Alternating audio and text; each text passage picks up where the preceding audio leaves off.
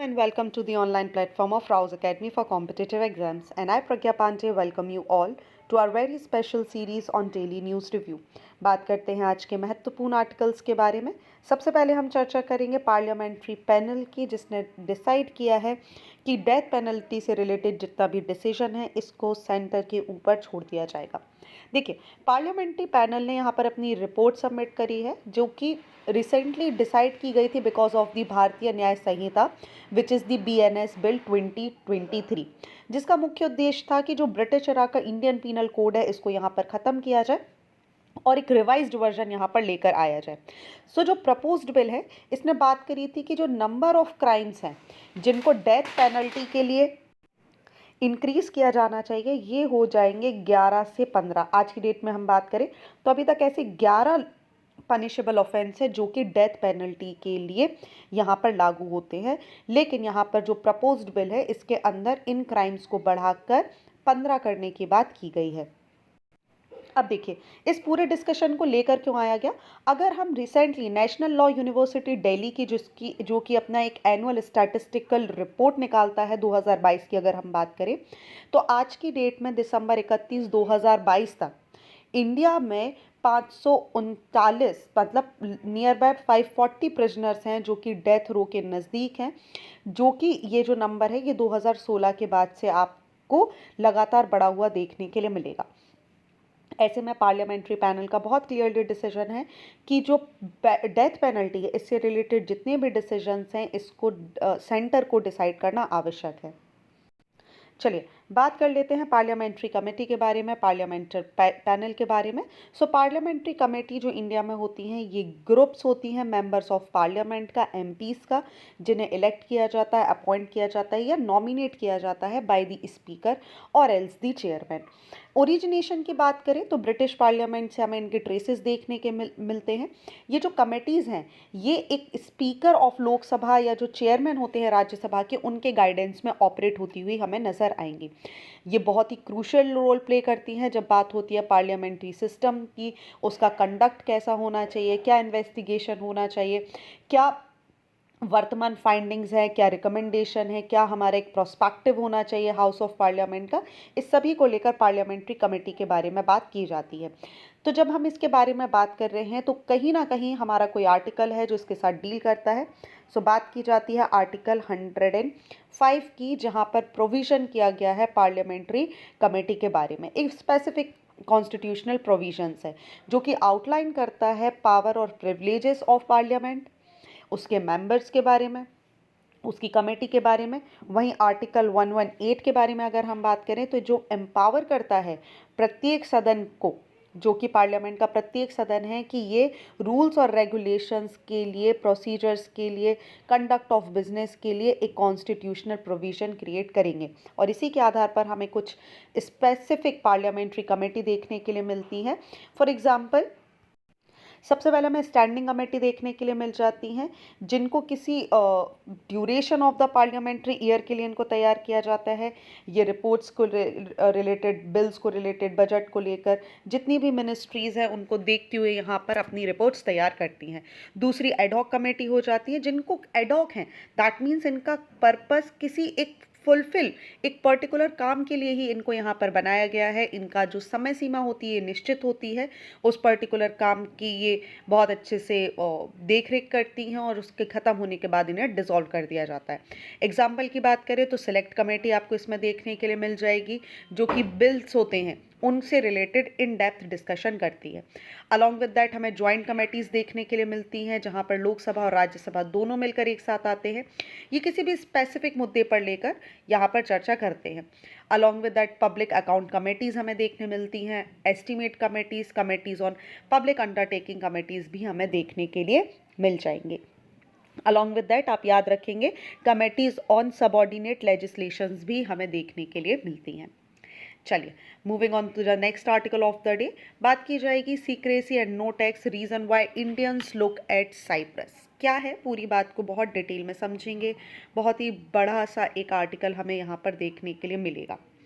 देखिए, Cyprus confidential एक comprehensive global offshore investigation है जिससे अनकवर किया है 3.6 million documents in English and Greek और एक्सपोज किया है नेटवर्क ऑफ कंपनीज को जिन्होंने स्टैब्लिश किया है tax haven of Cyprus by influential individual world wide. Basically अब हमें यहाँ पर क्या मुद्दा समझना होगा, जो साइप्रस कॉन्फिडेंशियल है, इस इन्वेस्टिगेशन ने अनवील कर दिया एक बहुत बड़ा ऑफशोर एंटिटीज़ जिन्हें कंट्रोल किया जा रहा है कहीं और से नहीं बल्कि इंडिया से, और इसी की वजह से एक बहुत बड़ा फाइनेंशियल ट्रांजैक्शन जो है, जो किसी भी इंडियन द्वारा यहाँ पर किया जा रहा है या उसमें क्या गड़बड़ी हमें देखने मिल रही है, उसके बारे में पूरी की पूरी चर्चा यहाँ पर की जा रही है। अब देखिए जितना डेटा यहाँ पर लिया गया है ये अलग अलग 6 ऑफशोर सर्विसेज प्रोवाइडर्स जो हैं उनसे यहाँ पर लिया गया है, और यहाँ से जो पूरी की पूरी लाइट है ये ना केवल किसी इंडियन इन्वेस्टर्स पर देखने के लिए मिलेगी जो कि ऑप्ट इन कर रहे हैं क्रिप्टोइड नेशनैलिटी को through the golden passport scheme, but it is also develop into the activities of prominent business entities which are capitalising on Cyprus favourable tax regime. जो इन्वेस्टिगेशन है ये एक जॉइंट एफर्ट था जिसके अंदर जर्नलिस्ट जो कि अलग अलग बैकग्राउंड से आते थे, अलग अलग लोकेशन से आते थे, जिनकी ग्लोबल रीच थी, कुछ सिग्निफिकेंस थे, उनके अपने अपने कनेक्शंस थे, उसके द्वारा इसे किया गया है। बात अगर हम इंडियन प्रोस्पेक्टिव से करें तो जो प्राइमरी फोकस था इन्वेस्टिगेशन का ये डिमिस्टिफाई करना था कि जो सीक्रेसी है surrounding the offshore entities for government and regulatory agencies वो क्या है, डिस्क्लोज करना था डॉक्यूमेंट्स की डिटेल की ये जो एंटिटीज़ हैं ऑफशोर रेसिडेंसी में ये किस तरीके से वर्क कर रही हैं and how effectively they are controlled from India. वहीं अगर हम बात करें तो इनकी और कुछ जो डेटा सोर्स है बेसिकली जैसा मैंने आपको बताया 270 से भी ज़्यादा जर्नलिस्ट, 60 मीडिया आउटलेट, लगभग 55 कंट्रीज़ और टेरिटरीज से इस इन्वेस्टिगेशन में इन्होंने पार्टिसिपेट किया है। लीगैलिटी की बात करें तो इसने स्टैब्लिश करा है offshore companies in Cyprus they are not illegal, India has double taxation avoidance agreement with different different countries including Cyprus also, और ऐसे में जो एडवांटेजियस जो हमें टैक्स रेट्स यहाँ पर देखने के लिए मिल रहे हैं वो अपने आप में करेक्ट है। अलॉन्ग विद दैट अगर हम टैक्स रेसिडेंसी सर्टिफिकेट्स के बारे में बात करें तो companies are utilising tax residency certificate in these countries ताकि जितनी भी लीगल बेनिफिट है जो कि रिड्यूस टैक्स रेट्स को कम करने के लिए मददगार है वो यहाँ पर इस्तेमाल किए जा सकते हैं। इन ज्यूरिसडिक्शंस की बात करें तो इनको कैरेक्टराइज किया जा सकता है by the loose regulatory oversight and stringent secrecy laws. देखिए अगर हम इसके पहले की कंडीशन समझने की कोशिश करें, इंडिया की टैक्स ट्रीटी क्या थी साइप्रस के साथ, तो 2013 के पहले की बात करें तो 2013 के पहले इंडिया और साइप्रस की एक टैक्स ट्रीटी है जो कि एक्सटेम्प्ट करती investor from capital gains tax attracting substantial investment. Cyprus also had a low withholding tax rate of only 4.5%। दूसरी तरफ अगर हम बात करें 2013 के बाद क्या हो रहा है तो इंडिया ने कैटेगराइज कर दिया है साइप्रस को एक notified jurisdiction area which is the NJA, जिसकी वजह से highest withholding tax rates और transfer of prices regulation for transaction involving NJA entities हमें यहाँ पर देखने के लिए मिलती हैं।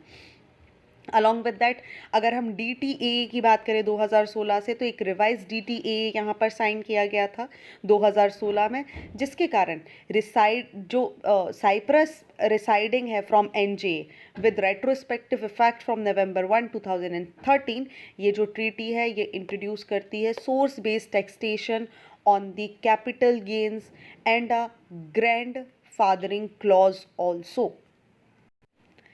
सो इसी के साथ हमें समझना होगा जो कंपनीज़ हैं इनको लेवरेज मिल जाता है, टैक्स रेसिडेंसी सर्टिफिकेट्स मिल जाते हैं इन दीज नेशंस ताकि लीगली बेनिफिट लिया जा सके फ्रॉम द टैक्स एडवांटेजेस। आगे अगर हम बात करें कि एवोल्यूशन किस तरीके से हो रहा है इंडिया और साइप्रस का टैक्स ट्रीटी का, तो देखिए यहाँ पर हम फेज़ 1 फेज़ 2 की यहाँ पर हमने बात कर ली, फेज़ 3 विच इज़ दी 2016 की बात है उसको भी हमने यहाँ पर समझ लिया है। अगर हम ग्रैंडफादरिंग क्लॉज के बारे में बात करें तो इसको इम्प्लीमेंट किया गया था for investment made before only April 2017, जिसके अंदर जो टैक्सेशन है कैपिटल गेन्स का in taxpayer country residence में उसको यहाँ इन्वॉल्व किया जाएगा। आगे अगर हम बात करें तो साइप्रस टैक्स बेनिफिट हमें क्या देखने के लिए मिल जाते हैं। तो देखिए, सबसे पहले कॉर्पोरेट टैक्स रेट के बारे में बात करें तो जो कंपनीज और ऑफशोर ब्रांचेस हैं ये मैनेज करती हैं, कंट्रोल करती हैं Cyprus tax rate at favourable rate of 4.25%। वहीं ऑफशोर ब्रांचेस की अगर हम बात करें तो they can manage abroad and offshore partnership enjoying complete competition from complete exemption from the tax. Dividend of profits की बात करें तो नो विद होल्डिंग टैक्स और डिविडेंड्स यहाँ पर दिए जाते हैं। हालांकि जो बेनिफिशियल ओनर्स हैं ऑफशोर एंटिटीज़ के, they are not even subject to additional tax on dividend and profit. Okay, next अगर हम बात करें कैपिटल गेन्स और ईस्टेट्स ड्यूटी की, तो कोई भी कैपिटल गेन टैक्स सेल या transfer of the share in offshore entities हमें नहीं देखने मिलता। कोई भी ईस्टेट ड्यूटी नहीं देखने मिलती, कोई भी इंपोर्ट ड्यूटी हमें देखने नहीं मिलती अगर यहाँ पर कार परचेज की जाएगी, ऑफिस हाउस होल्ड इक्विपमेंट्स या फॉरेन एम्प्लॉय जैसा कुछ आपको देखने के लिए मिलेगा। चलिए डायरेक्ट मुद्दे पे बात करते हैं, which is the double tax avoidation agreement DTAA। Double tax avoidation agreement की बात करें तो एक बायलैटरल टैक्स ट्रीटी है जो कि किन्हीं भी दो कंट्रीज़ के द्वारा यहाँ पर एक मुख्य उद्देश्य के साथ इसको साइन किया जाता है ताकि प्रिवेंट किया जा सके टैक्सेशन को on the same income in both the jurisdiction. Purpose क्यों होता है इस एग्रीमेंट का? ताकि जो मिटिगेट है या जो डबल टैक्सेशन का बर्डन है किसी भी इंडिविजुअल या बिजनेस के ऊपर क्रॉस बॉर्डर ट्रांजैक्शन में, उसको हटाया जा सके और इकोनॉमिक एक्टिविटीज़ को एनहांस किया जा सके। DTTA की बात करें तो अलग अलग टाइप की इनकम को, चाहे बिजनेस प्रॉफिट की बात करें, dividend, interest, royalties, capital gains, employment income, बहुत सारी चीज़ें इसके अंदर कवर की जाती हैं। इसके अंदर कुछ स्पेसिफिक रूल्स होते हैं जिन्हें दोनों कंट्रीज़ मिलकर यहाँ पर डिसाइड करती हैं। इसके अंदर म्यूचुअल एग्रीमेंट प्रोसीजर साइन किए जाते हैं और डिस्प्यूट रिजॉल्व मैकेनिज्म भी हमें देखने के लिए मिलते हैं। सेक्शन 94 क्लॉज ए के बारे में अगर हम बात करें इनकम टैक्स एक्ट के, तो यहाँ पर ही ये प्रोविज़न है जो कि income tax act of India में एम्पावर करता है इंडियन गवर्नमेंट को कि किसी भी एरिया को नोटिफाइड जुरिस्डिक्शनल एरिया के अंदर लेकर आ सकते हैं। पर्पस क्या है ऐसा करने का? जो पर्पस है ताकि कंट्रीज़ जो हैं एक काउंटर टैक्स अवॉइडेंस यहाँ पर क्रिएट किया जा सके with the use of jurisdiction with low और नो टैक्सेशन, और ये इंश्योर किया जा सके कि जितने भी ट्रांजैक्शन हैं जो इस एंटिटी के अंदर हुए हैं they are subject to greater scrutiny. चलिए moving on to the next article of the day. Modi ji launches mission for most backward of the scheduled tribe. क्या है पूरी न्यूज़, बहुत अच्छे से समझते हैं।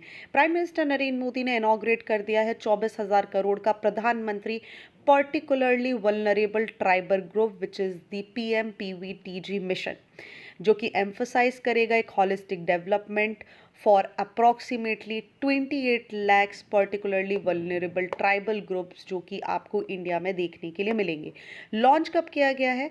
देखिए, बर्थ एनिवर्सरी थी हमारे ट्राइबल आइकॉन जिनकी फ़ोटो आपको यहाँ पर दिखाई दे रही है बिरसा मुंडा जी की, जो कि 3rd जनजातीय गौरव दिवस, आपको पता है इनकी जो बर्थ एनिवर्सरी उसे जनजातीय गौरव दिवस के रूप में मनाया जाता है and it is the 3rd जनजातीय गौरव दिवस। उसी के उपलक्ष्य में इस स्कीम को यहाँ पर लॉन्च किया गया है।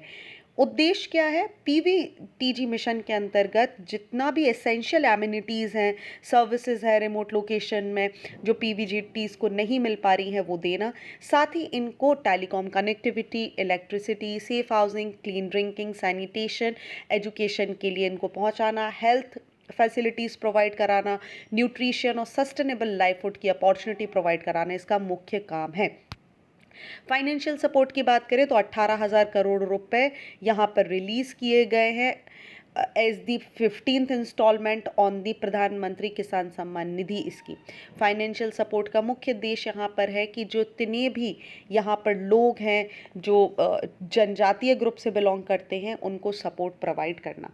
बात कर लेते हैं आखिर PVTGs क्या होते हैं। तो पर्टिकुलरली वल्नरेबल ट्राइबल ग्रुप जिन्हें पहले प्रिमिटिव ट्राइबल ग्रुप्स के नाम से जाना जाता है। ये एक तरीके से सब क्लासिफिकेशन है शेड्यूल्ड ट्राइब कैटेगरी के अंदर।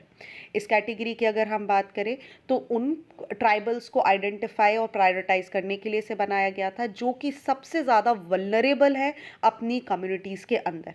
इस कॉन्सेप्ट के ओरिजिनेशन की बात करें तो ढीबर कमीशन, आप याद रखेंगे एक नाम, ढीबर कमीशन 1960-61 के द्वारा इसको स्टार्ट किया गया था और बाद में एक सब कैटेगरी प्रिमिटिव ट्राइबल ग्रुप यहाँ पर इंट्रोड्यूस कर दिया गया था इन दी 4th 5 ईयर प्लान्स, ताकि इनको एक आइडेंटिफिकेशन दिया जा सके। आइडेंटिफाई करने का दूसरा कारण क्या था? प्री एग्रीकल्चर लाइफस्टाइल, जीरो और नेगेटिव पॉपुलेशन ग्रोथ इनकी हमें देखने मिल रही थी, लिटरेसी कम से कम हमें देखने मिल रही थी और धीरे धीरे एक्सटेंशन की तरफ ये जा रहे थे। इसी के साथ 5th 5 year plan, 6th 5 year plan, 7th 8th और 2001 के सेंसस में अगर हमें बात करें तो बहुत ज़्यादा हमें चेंजेस देखने के लिए मिली। अगर हम 8th 5 ईयर प्लान की बात करें तो मराम, जो कि मणिपुर की एक पीवीजीटी है, इसको रिकॉग्नाइज किया गया था भारत की 75वीं पीवीजीटी इन 93-94। 2001 के सेंसस की बात करें तो किसी नए ग्रुप को यहाँ पर ऐड नहीं किया गया। 2006 के बाद ये जो नाम है प्रिमिटिव से, ये पर्टिकुलरली वल्नरेबल ट्राइबल ग्रुप के नाम से हमें यहाँ पर देखने के लिए मिल गया। ओके, सो अगर हम स्टेट्स की बात करें कि कहाँ पर कौन सी आपको देखने मिलेंगी, तो मध्य प्रदेश में अकेले स्पेसिफिकली आप बात करेंगे तो 34, जिनमें अबुझमारिया, बैगास, भारिया, हिलकोरबास, कामरास, सहारिया, बिरोहुर, ये आपको पीवीजीटीज देखने के लिए मिल जाएंगी। इसी तरीके से हर स्टेट में अलग अलग आपको देखने के लिए मिलेंगी। बात करते हैं जनजातीय गौरव दिवस के बारे में। तो देखिए, गवर्नमेंट ऑफ इंडिया ने 15 नवंबर को जनजातीय गौरव दिवस के रूप में मनाने का फैसला 2021 में लिया गया था, ताकि ऑनर किया जा सके जो हमारे ब्रीफ ट्राइबल फ्रीडम फाइटर्स हैं उनके उपलक्ष्य में। और बात हम कर रहे हैं बिरसा मुंडा जी के बारे में। पर्पस क्या है? एक एक्नॉलेज देना, एप्रिसिएशन देना ऑफ द ट्राइबल कम्युनिटीज़, चाहे हमारे कल्चर को प्रिजर्व करने की बात की जाए, सस्टेनेबल डेवलपमेंट की बात की जाए, लिविंग की बात की जाए, इनको यहाँ पर एक जो हमारे देश की सुरक्षा में, बलिदान में, बहुत सारी चीज़ों में इन्होंने जो अपने योगदान दिए हैं उसको यहाँ पर रिकॉग्निशन देना।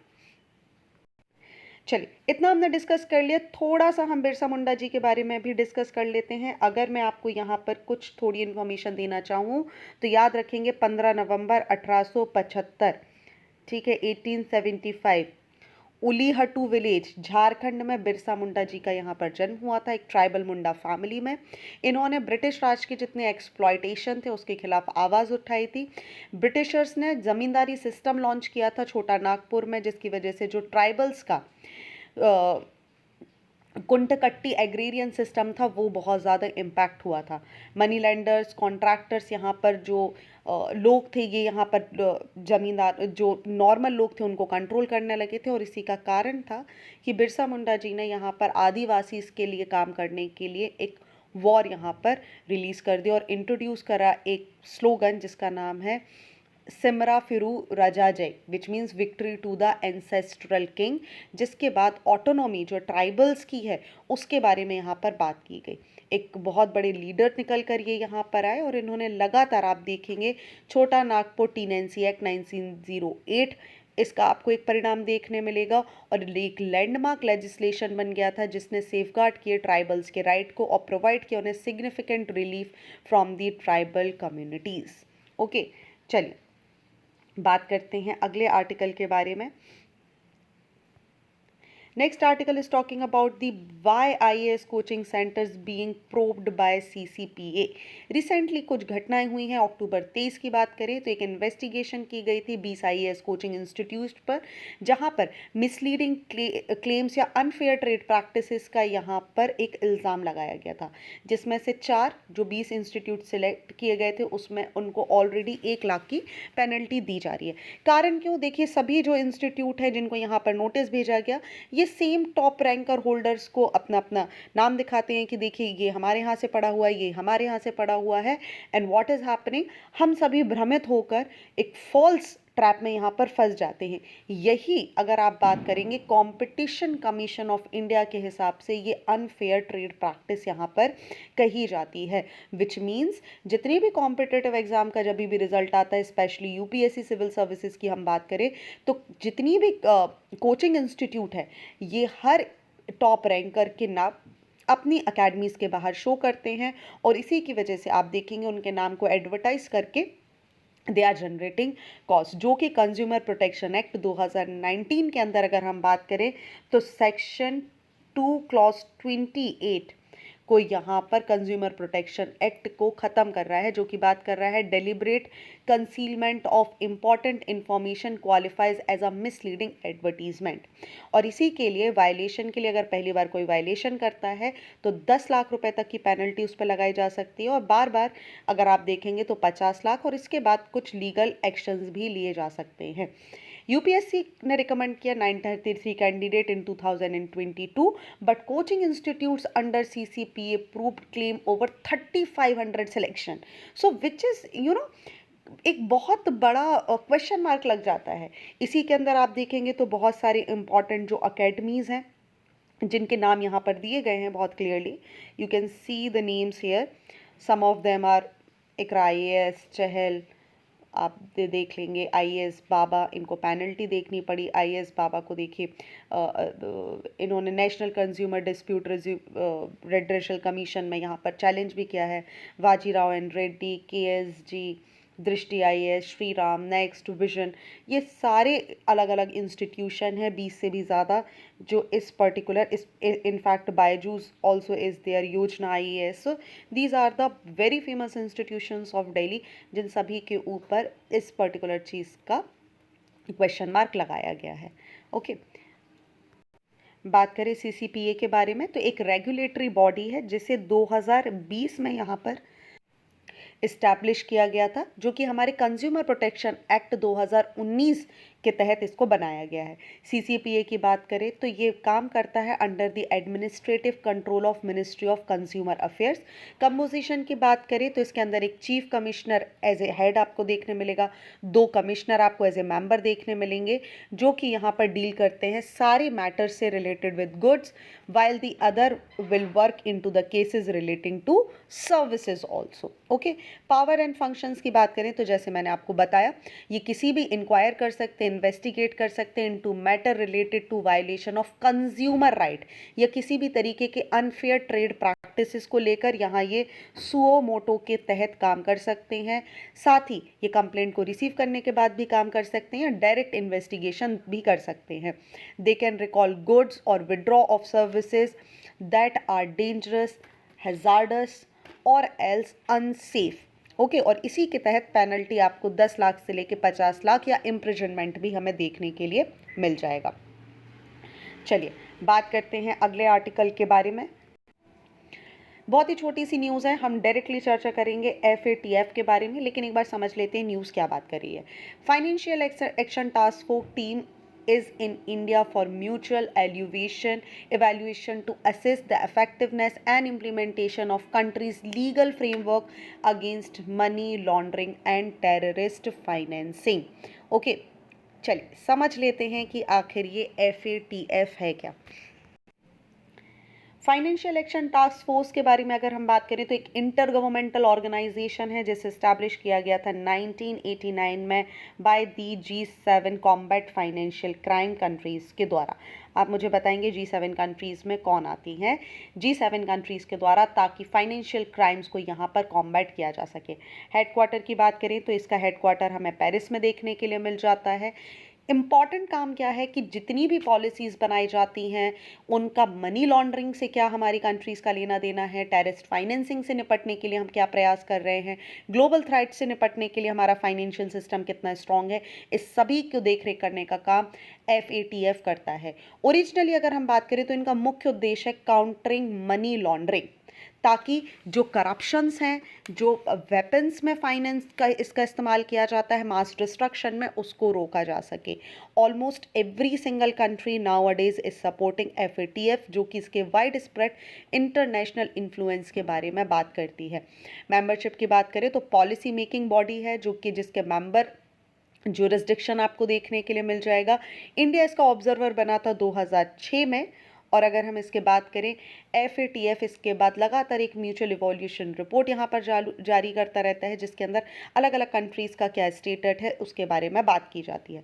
अलॉन्ग विद दैट ये यहाँ पर दो तरीके की लिस्ट निकालता है, एक होती है black list and the grey list, जो कि मेंटेन करती है jurisdiction that do not successfully address money laundering and terrorist financing. Black list और ग्रे लिस्ट की अगर हम बात करें तो इनके अंदर बहुत सारी स्क्रूटनी इनको फेस करनी पड़ती है from the international communities.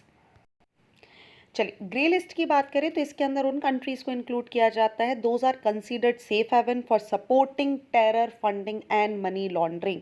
That means इसके अंदर एक वार्निंग दी जाती है कि आप अपनी कंडीशन ठीक करिए, अदरवाइज आपको ब्लैक लिस्ट में डाल दिया जाएगा। ब्लैक लिस्ट की बात करें तो इसके अंदर उन कंट्रीज़ को शामिल किया जाता है those are thoroughly non cooperative for countering और टेरिटरीज जो कि सपोर्ट करती हैं टेरर फंडिंग को एंड मनी लॉन्ड्रिंग एक्टिविटीज़ को। आज की डेट में बात करें तो Iran, North Korea and Myanmar 3 black listed country आपको देखने के लिए मिल जाएगी। Myanmar has been recently added, जब आप देखेंगे 2021 का कूप यहाँ पर हमें देखने मिला था उसके बाद। चलिए, moving on to the last article of the day, बात की जा रही है gold drives trade deficit to new high. India का गुड एक्सपोर्ट रिकॉर्ड किया गया है with the growth for second time high in the physical year 2023-24, जो कि 6.2% का राइज हमें देखने मिला है। और इसी के साथ ये आउटफ्लो पहुंचा है $33.6 बिलियन की ग्रोथ पर। ये जो ग्रोथ है ये बहुत ही अच्छी है, एक पॉजिटिव साइन है amid a lot of challenges. और इसका सबसे बड़ा रिकॉर्ड हाई होने का कारण है इंडिया में होने वाला गोल्ड। ठीक है, गोल्ड के कारण ही गोल्ड का जो इम्पोर्ट है ये यहाँ पर डबल हो गया है अक्टूबर के आसपास, जिसकी वजह से हमें ये ऑल टाइम हाई स्टेटस देखने के लिए मिला है। ये जो नोटेबल स्पाइक है ये स्पेशली हमें गोल्ड या दूसरे item specially oil, electronics, James और ज्वेलरीज में देखने के लिए मिले हैं। इंडिया की बात करें तो monthly good trade deficit reach कर गया है all time high of $31.46 billion पिछले साल के अपने रिकॉर्ड को तोड़ते हुए। अब देखिए, किसी भी कंट्री का जो ट्रेड डेफिसिट है इसके वाइड होने के कुछ कंडीशन समझिए। पहले तो करंट अकाउंट इम्बैलेंस समझ लेते हैं। एक ट्रेड डेफिसिट कंट्रीब्यूट करता है करंट अकाउंट इम्बैलेंस में। जब भी कंट्री इंपोर्ट ज़्यादा करती है अपने एक्सपोर्ट के मुकाबले में, then it needs to finance the deficit either by attracting foreign capital और by using its own foreign exchange reserve, जिसकी वजह से हमें एक परसिस्टेंट करंट अकाउंट डेफिसिट हमें देखने के लिए मिलता है, जो कि यूजुअली एक एक्सटर्नल डेप्ट का काम कंट्रीज के ऊपर क्रिएट कर देता है।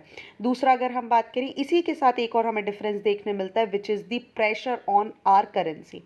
एक sustained trade deficit pressure create करता है करंट कंट्री के करेंसी के ऊपर, और इस ट्रेड इम्बैलेंस को सेटल करने के लिए कंट्री को यहाँ पर अपनी सारी करेंसी को या तो बेचना पड़ता है या फॉरेन करेंसीज को यहाँ पर बाय करना होता है, ताकि डेप्रीसिएशन जिसकी वजह से हमें डेप्रीसिएशन देखने मिलता है। और जिस तरीके से डेप्रीशिएटिंग करेंसीज हमें देखने मिलेंगी, एक हायर इम्पोर्ट कॉस्ट हमें देखने मिलेगा, जो कि एक इन्फ्लुएंशियल प्रेशर क्रिएट कर देता है। फॉरेन एक्सचेंज रिजर्व पे बात करें तो जिस तरीके से ट्रेड डेफिसिट हमारा बढ़ता जाता है, कंट्री के फॉरेन एक्सचेंज रिजर्व यहाँ पर यूज़ होने लगते हैं, क्योंकि एक्सेस एक्सपोर्ट से ज़्यादा जो इम्पोर्ट हो रहा है उसको मेंटेन करने के लिए हमें इस अमाउंट का यूज़ करना होता है। अलॉन्ग विद दैट, अगर कंट्री पूरी तरीके से इम्पोर्ट पर ही डिपेंडेंट हो जाती है for their essential goods and commodity, जिसके कारण ट्रेड डेफिसिट लगातार बढ़ता जाएगा और हमारा इम्पोर्ट गिर के पूरे इंपोर्ट बहुत ज़्यादा बढ़ जाएगा और हमारी डिपेंडेंसी जो है वो किसी दूसरी कंट्री पे बहुत ज़्यादा देखने के लिए मिलेगी, और एक तरीके से पूरा का पूरा जो हमारी इकोनॉमिक्स है वो गड़बड़ा जाती है। चलिए, ये थे आज के इंपॉर्टेंट आर्टिकल। आई होप आपको सारी चीज़ें क्लियर हो चुकी होंगी। बात करते हैं mains question of the day के बारे में। So here are 2 very important questions in front of you. What all you have to do, just write the answer, click the photograph and upload it on the given link below. So thank you for watching this video. Do not forget to hit like button, comment your valuable feedback and also press the subscribe button to never miss any updates. Thank you and see you tomorrow.